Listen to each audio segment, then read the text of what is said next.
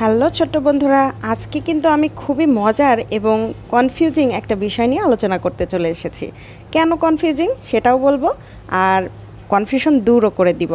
চলো তাহলে ভিডিওটা শুরু করি। শেষ পর্যন্ত দেখলে তোমাদের সব ধরনের মনের দ্বিধাদ্বন্দ্ব দূর হয়ে যাবে। আর এতক্ষণে নিশ্চয় বুঝতে পেরেছ আমি কী নিয়ে আলোচনা করতে যাচ্ছি।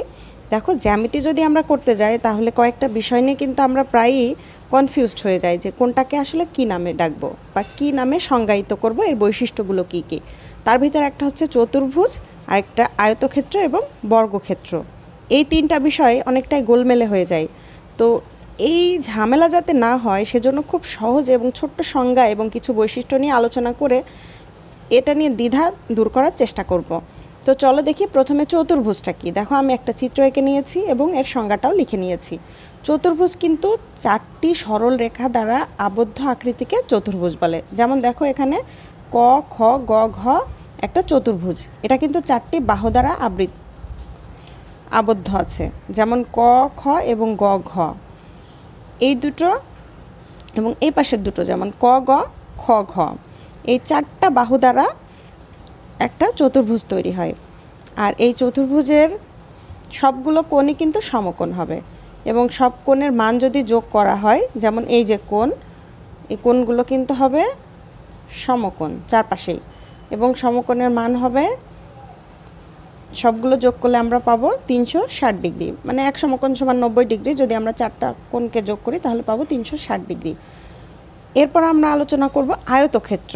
দেখো কি নিয়ে, সবগুলো চিত্র কিন্তু প্রায় একই রকম, এই জন্যই মূলত আমাদের কনফিউশনটা তৈরি হয় যে আসলে কোনটা কিভাবে চিত্র আঁকবো এবং কী সংজ্ঞায়িত করব। তো এই চিত্র নিয়ে আলোচনা করার আগে আমি সংজ্ঞাটা বলে নিচ্ছি। আয়তক্ষেত্র। আয়তক্ষেত্র আসলে কি? একটি চতুর্ভুজ যার চারটি কোণ সমকোণ এবং বিপরীত বাহুগুলোর দৈর্ঘ্য সমান, তাকে আয়তক্ষেত্র বলে। দেখো, চতুর্ভুজ কিন্তু হচ্ছে চারটা বাহু দিয়ে আবদ্ধ ক্ষেত্রকে চতুর্ভুজ বলে। এখানে কিন্তু চারটা বাহুর মাপ ওইভাবে যে একই হতে হবে বা ভিন্ন হলেও সমস্যা হবে এরকম কিছু না, ভিন্ন হলেও সমস্যা নেই। কিন্তু আয়তক্ষেত্রের প্রত্যেকটা কোণ কিন্তু সমকোণ হতে হবে, মানে আঁকা বাঁকা হলে হবে না, সমকোণ হতে হবে। আর আরেকটা বৈশিষ্ট্য হবে, বিপরীত বাহুগুলোর দৈর্ঘ্য সমান হবে। যেমন ক, খ এবং গ, ঘ এই দুটো বাহুর দৈর্ঘ্য একই হবে, আর এই দুটোর বিপরীত বাহু হচ্ছে এইটা আর এটা, মানে ক, গ এবং খ, গ। তারপর এই দুইটা বাহুর দৈর্ঘ্য এক হবে, আর এই দুটোর বিপরীত বাহু হচ্ছে এই বাহু এবং এই বাহু, এই দুইটা বাহুর দৈর্ঘ্য আবার সমান হতে হবে। তাহলে সেটা কি হবে? আয়তক্ষেত্র। এরপর আমরা আলোচনা করব বর্গক্ষেত্র নিয়ে। তো দেখো, বর্গক্ষেত্র এখানে আমি এঁকেছি যে চিত্রে ক, খ, গ, ঘ একটি বর্গক্ষেত্র। তো বর্গক্ষেত্র কাকে বলবো? আর বর্গক্ষেত্র আসলে চতুর্ভুজ এবং আয়তক্ষেত্র থেকে এর ভিন্নতা কি সেটা নিয়েও কথা বলবো।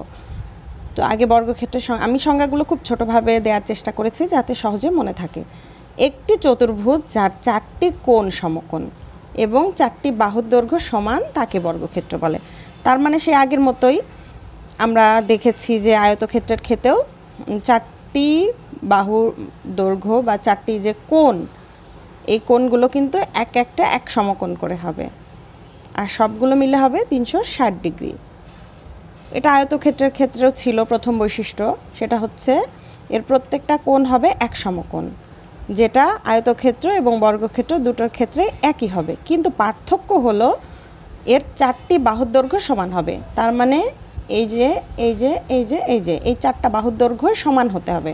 মানে ক, খ, ক, গ, তারপর গ, ঘ, খ, ঘ, মোট এই চারটা বাহুর দৈর্ঘ্য সমান হবে, যেটা আয়তক্ষেত্রের ক্ষেত্রে আমরা দেখেছি যে বিপরীত বাহু, যেমন এই দুটোর বিপরীত বাহুর দৈর্ঘ্য হচ্ছে ভিন্ন হবে। কিন্তু বর্গক্ষেত্রের বেলায় বিপরীত বাহু বা সবগুলো বাহুর দৈর্ঘ্য সমান হবে এবং কোণগুলো সমকোণ হবে। তো আজকের ভিডিও তোমাদের কেমন লেগেছে অবশ্যই আমাকে জানাতে পারো। আর এরকম আরও ভিডিও পেতে চাইলে আমার চ্যানেলটা সাবস্ক্রাইব করে রাখতে ভুলো না।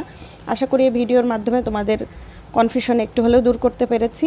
তো আজকের মতো এ পর্যন্তই। আল্লাহ হাফেজ।